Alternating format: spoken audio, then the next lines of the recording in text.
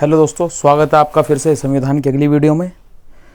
तो पिछली वीडियो तक हमने बात कर ली थी कुछ एक्ट के बारे में, अधिनियम के बारे में। आज उससे आगे हम बात कर रहे हैं 1813 का अधिनियम। फिर उसके बाद में 1833 का पढ़ेंगे, फिर 1853 का पढ़ेंगे। फिर उसी के बाद में हमारा जो पहला शासनकाल था, मतलब कि ब्रिटिश ईस्ट इंडिया कंपनी का, वो ख़त्म हो जाएगा। उसके बाद में इंग्लैंड की महारानी विक्टोरिया सीधी सीधी घोषणा कर देंगे कि अब से जो यहाँ का शासन है इंडिया का, वो ब्रिटेन जो संसद है उसके अंतर्गत देखा जाएगा। ब्रिटेन की ब्रिटिश संसद के अंतर्गत देखा जाएगा, अधीन हो जाएगा शासन उसका। कंपनी यहाँ पर समाप्त हो जाएगी 1858 के अधिनियम में, पूरी तरह से कंपनी समाप्त हो जाएगी। तो इस चीज़ को हम देखते हैं यहाँ पे, ठीक है। थोड़ा सा देखते हैं यहाँ पर। अब हम सबसे पहले 1813 का राजलेख, कुछ जो पॉइंट एक्स्ट्रा पॉइंट जो नहीं है यहाँ पर नहीं लिखे हुए हैं, वैसे इंपॉर्टेंट लगाए हैं, मगर मैं उन्हें आपको बता दूंगा तो आप नोट कर लेना, ठीक है। और जी यहाँ चलते हैं। सबसे पहले देखिए यहाँ पर अब 1813 का जो राजलेख है, राजलेख का मतलब है चार्टर से, कोई दिक्कत नहीं है। तो इसमें सबसे महत्वपूर्ण घटना थी, ईसाई मिशनरियों को भारत में धर्म प्रचार की अनुमति मिल गई। जो ईसाई मिशनरी थे, भारत में धर्म प्रचार की अनुमति मिल गई थी ईसाई मिशनरियों को। अब ये ईसाई मिशनरी कौन है? वे लोग जो क्रिश्चियनिटी को फैलाना चाहते हैं, ईसाइयत को फैलाना चाहते थे। वो चाहते थे कि हर कोई उनके परमेश्वर की शरण में आ जाए, ठीक है, ईसाइयों की शरण में आ जाए, हर कोई गॉड को मानने लगे। वो कहलाए ईसाई मिशनरी। इनका काम था लोगों का धर्मांतरण करना, धर्म बदलाव करना। वो पैसा दे के लालच के रूप में भी था, शुरू में ऐसा किया गया था। पैसा दे के लालच में खूब कई बार शुरू में लालच भी दिया गया। आप जब किताब पढ़ते हैं 8वीं क्लास, उसमें लिखा होता है कि शुरू में पैसा देकर प्रचार करके, और अन्य कई क्रूधियाँ भी थी कि हिंदू धर्म में निचली जो वर्ग के लोग थे उनमें छुआछूत थी। तो उस चीज़ का फ़ायदा भी ये लोग उठा रहे थे कहीं ना कहीं, कि उच्च वर्ग के लोग निचले वर्ग के लोगों से छुआछूत करते थे। इसलिए ये यहाँ पर ईसाई मिशनरी को धर्म प्रचार की अनुमति मिलकर ये अपने धर्मांतरण करने पे लग गए।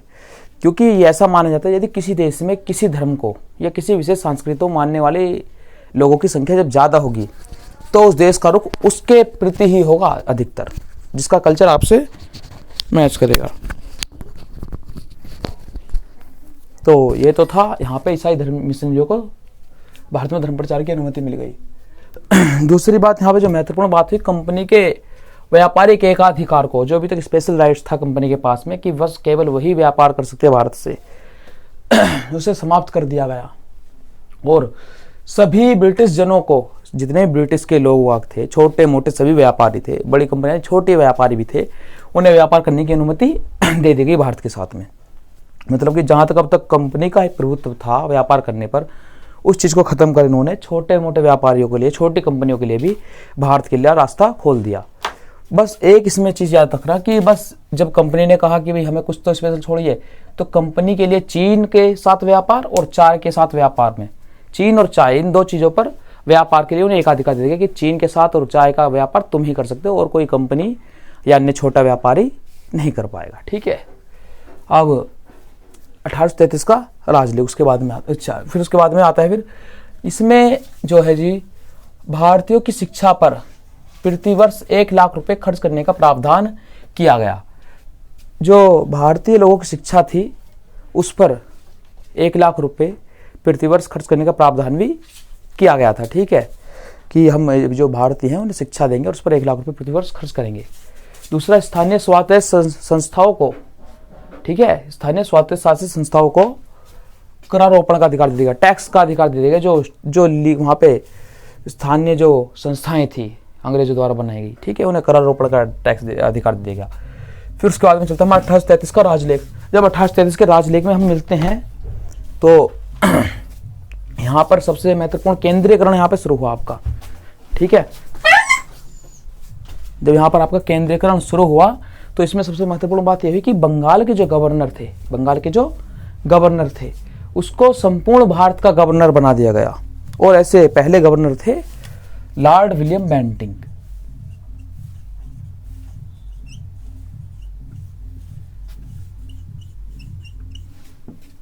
तो इनका जो शासनकाल था वो भारत के लिए बहुत ही अच्छा माना जाता है। इसमें इतने सुधार हुए बहुत ज़्यादा, ठीक है।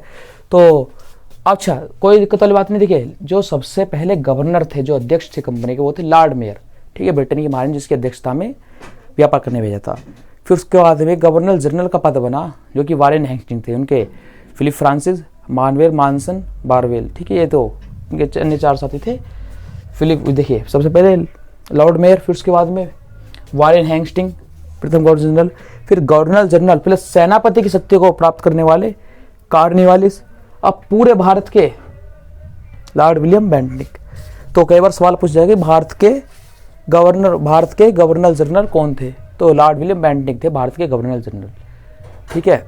यहाँ तक समझ आ गया जी सभी को।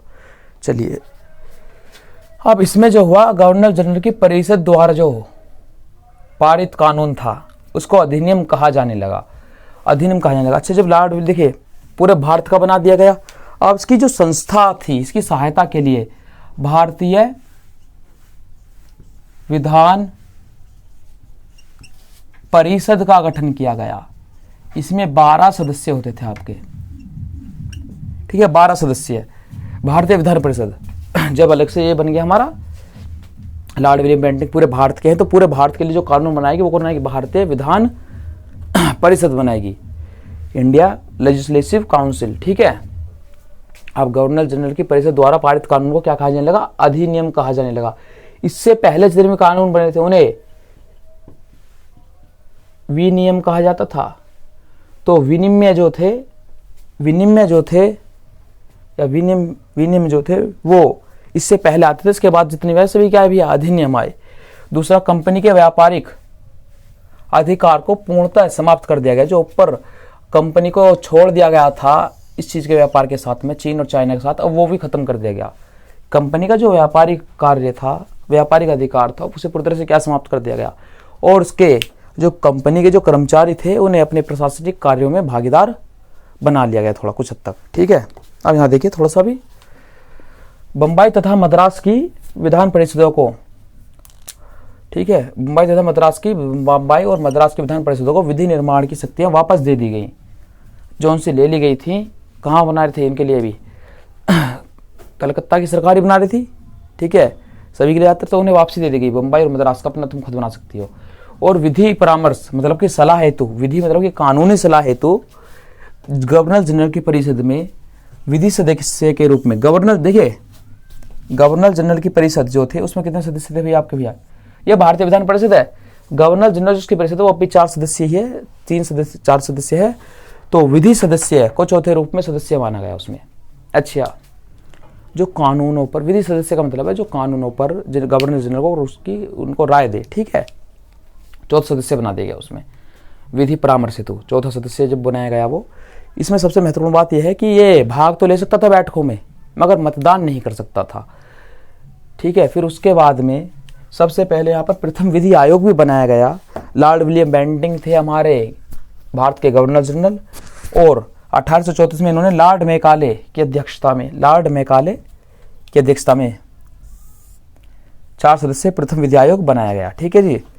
और इसमें सबसे बड़ी बात यह भी कि शारदा एक्ट के माध्यम से सती प्रथा का अंत कर दिया गया इन्होंने 1833 के अधिनियम में। राजा राममोहन राय का भी इसमें तुमने सुना हो, राजा राममोहन का भी सब एक समाजवादी रूप में बड़ा हाथ है।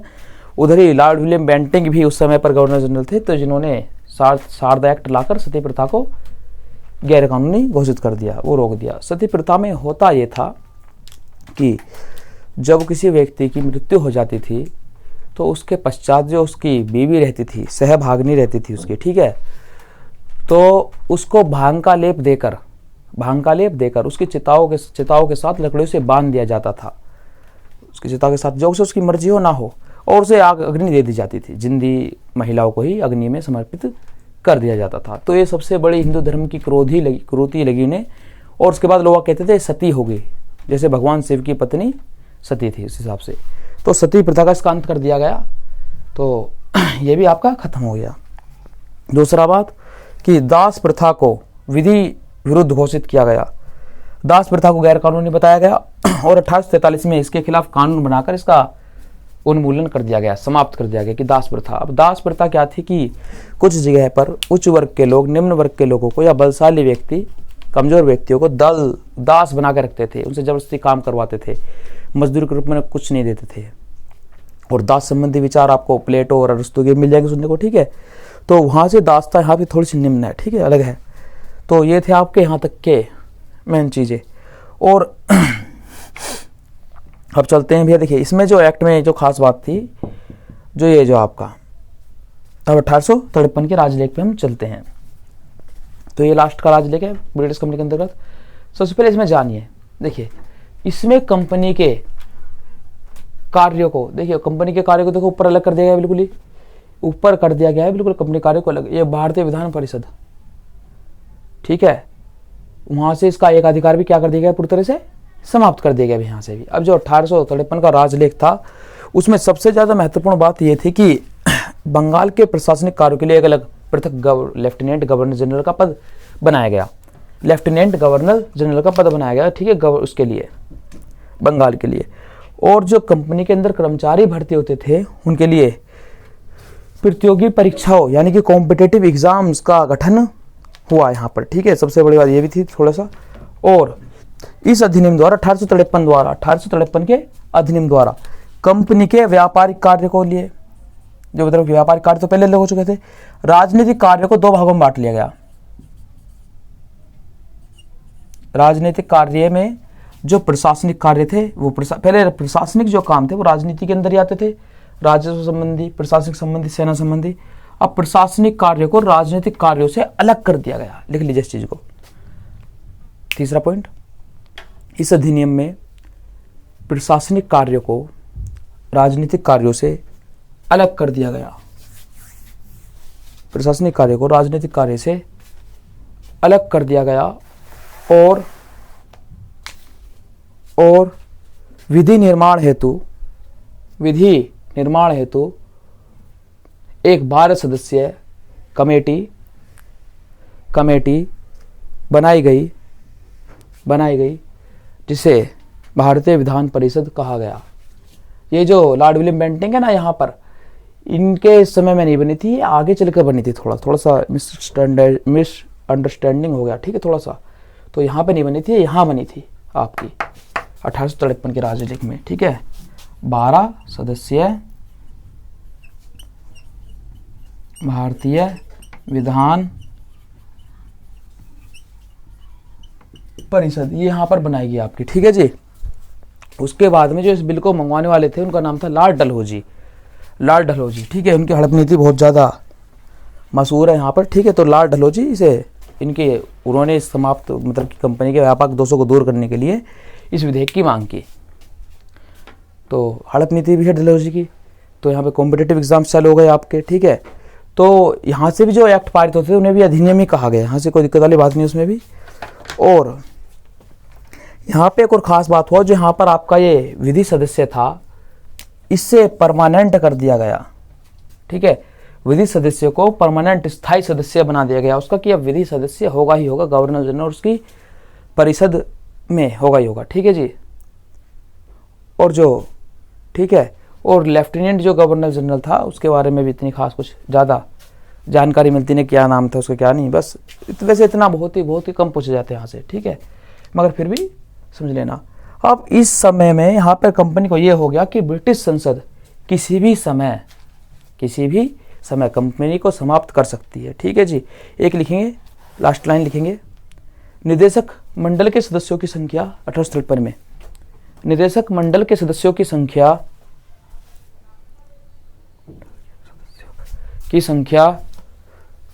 24 से 18 कर दी गई, 18 कर दी गई। इनमें से 6 ब्रिटिश क्राउन द्वारा मनोनीत किए जाते थे,